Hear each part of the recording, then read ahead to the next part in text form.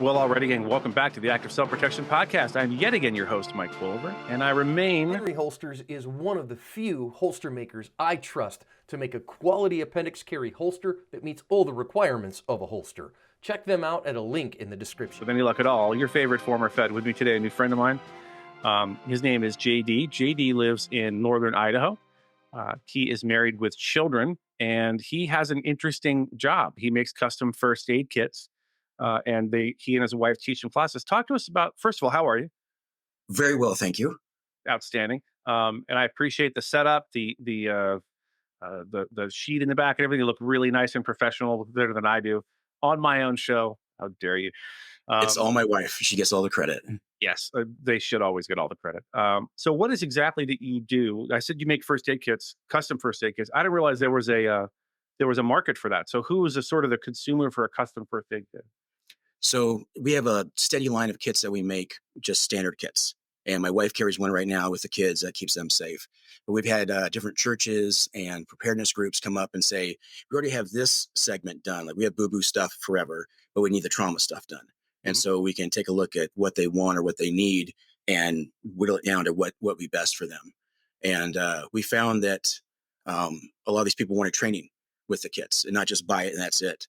And we got our start teaching actually in our church, a first aid class, and it grew from there. And it was a blessing. And we started making different kits for different people and different things, and snowmobile and motorcycles and different adventures that people go on. And I never thought I'd be doing this ever. But I'm a retired Seattle fireman for 11 years, and that's where all my experience comes from. The military before that, and then contracting after that. So I was able to see a lot of real world stuff and say, okay, this would work better for this situation, and because I've actually seen it. So it's been nice the way kind of God laid out my path. Yeah, I'm in the market for I go to Mod Pizza and sit around and eat pizza for an hour, like specialty kit. What would that entail? I'm kidding. Someone to do the Heimlich, like a guy that jumped out of the bag. Yeah. So what is the name of your company? Let's give them a plug. Mountain Man Medical, close your ears. You're not hearing any of it. It is RIA First Aid, and that stands for Readiness is All First Aid. Very good. So people can find you. Is there a .com or something, or a .org? Yeah. RIAFirstaid.com. Yep. RIAFirstaid.com. Very good. And especially if you're up in northern Idaho, or anywhere around that area. We have people in Washington State, and I have friends in Idaho down south. And I've always wanted to go up there and check it out. It looks beautiful. The pictures look beautiful. The video look beautiful. Haven't gotten a chance to do it yet. What's the coolest thing to do in Idaho, in your opinion, if someone's coming to visit? Well, legally, I'm not allowed to say anything. I'm supposed to say that it's a horrible place. Don't ever come here. There's a volcano right now. But the coolest thing, it's a hellscape. Don't come here. Whatever you do, you don't want to live here. It's a terrible place. I think the coolest thing for me is just to be here. It may sound kind of cheesy, but it's after living and growing up, like we're going to talk about in Los Angeles and then Western Washington and Fort Lewis. I didn't know stuff like this existed.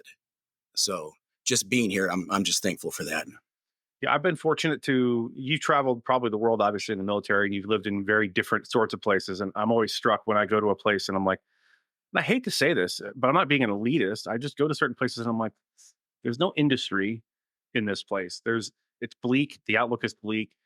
Yeah. I understand folks can't afford to pick up and move, but having lived all over the country, except for the Pacific Northwest, having been all these different places in different countries, it does two things for you. One, it makes you appreciate what we have in the United States a lot more. If you go to like I've been to Nicaragua and other places, but also, the idea that I lived in Maryland for 20 something years, 24 years, something like that, and then San Diego for 22, and now I'm in Arizona for the last 6+, and hopefully probably end up staying here forever.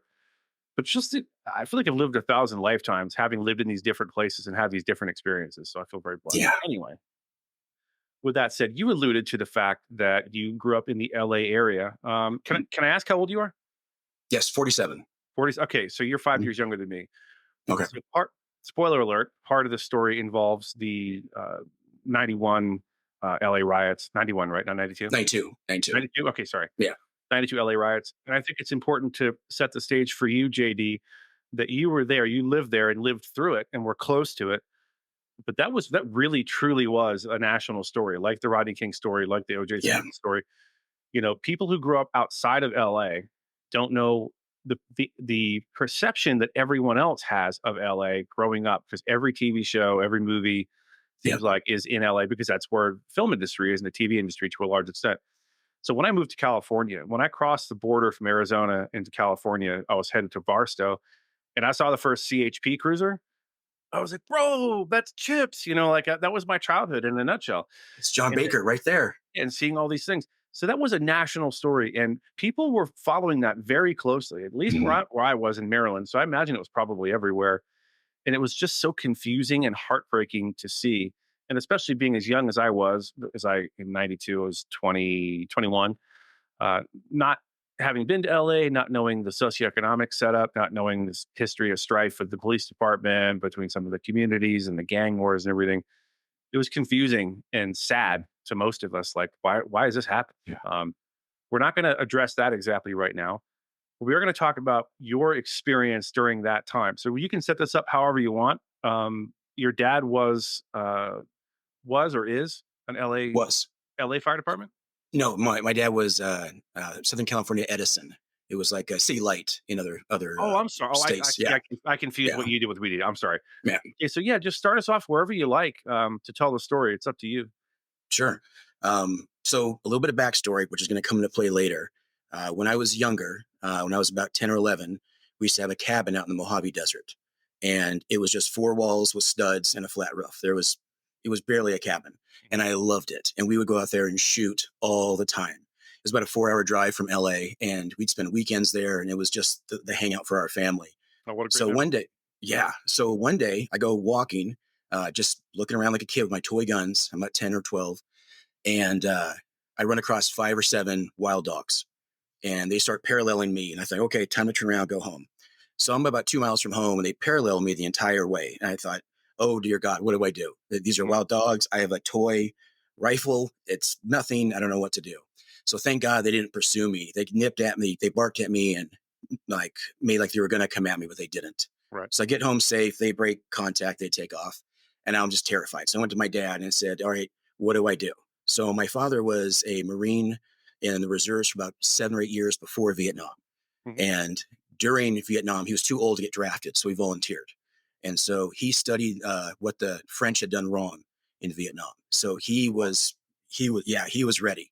So here in the Silver Star over there, at his funeral, some guy said that he should have gotten the Medal of Honor. I mean, he was an honest to God war hero. Wow. Documented, yeah, witnessed the whole thing. So this is my father. So my dad, I said, what do I do with these dogs, Dad? He says, if you go out tomorrow and they track you again, you stop and look at them and you think, I will tear your legs off and beat you to death with them. I said, Dad, we go to church. Like, Yeah. that's crazy. And he says, no, you do that. You look at him when you say it, and that's what you do. So the next day I'm out walking. I come back and I have a bayonet this time. My dad dulled them though, so my brother and I wouldn't murder each other. Mhm. So I've got my bayonet and the same dogs come up. And I stopped. Okay, do what Dad said. And I stared at him, and that's what I did. I talked out loud and looked at him, and they looked at me and said, nope. And they took off.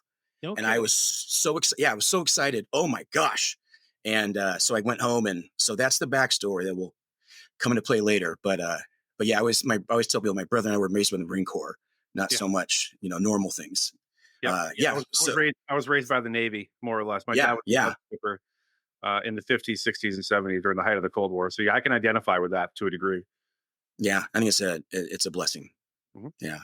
Absolutely. So 1992, it's the Ronnie King trials are going on for the officers that were arrested, and it's about a week out from the riots, and we're going to a baseball game, and one of my teammates says to me, "If those officers are acquitted, the city will burn." And I said, "No." I Mhm. thought, you could stand at one end of the county of LA County and not see the other end. I mean, and that was then. It's even bigger now and Yeah. more people. And but I thought there's too many people. It's too big of a thing. And I was 15, so I didn't know anything. So a week later, day one of when everything happened, I had a school class I was with, science class. So we go to the UCLA Medical Center, and we're looking at cadavers. And there's no radio on the bus. There's no cell phones, like you remember, right? So we're at the UCLA Medical Center. We're watching that. We come back just in time to go to our sports after school. Mhm. So we're walking through the school, and this is in Los Angeles. And I noticed that there's nobody around, and there should be 1,200 kids leaving school, getting rides, hanging out. And I thought, well, this is kind of odd. There's nobody around. There's no teachers. Security's not there. There's nothing. And I Mm. thought, well, maybe it was like a short day I didn't know about, and oh, whatever. So I get to baseball practice. There's one other kid. And so we're sophomores in the sophomore team. I thought, where are the coaches at? So we're good kids. So we said, well, let's start practicing. So we start warming up, and we just warm up and wondering where our coach is at. Nobody shows up. This and the baseball diamond is at the farthest end of the school. So a pickup truck swings around past us, going very fast, and it's got like 8 teenage males in it screaming and hollering, and it flies past us. And we thought, that's not normal. That's kind of that's kind of weird. Oh well, keep warming up. What else are we gonna do, right? We don't have cars. All of a sudden, a small little car like a Fiesta or something pulls up. A guy jumps out, a grown man, and says, "What the bleep are you guys doing?" We said, "We have Hmm. baseball practice, sir." And he says, "Hey, look up on the hill there. You see that thing on fire?" And we look up like, "Oh yeah, there's a black smoke coming up on the hill." He goes, "Yeah, that's Fedco. It's on fire. The city is burning. Get out of here."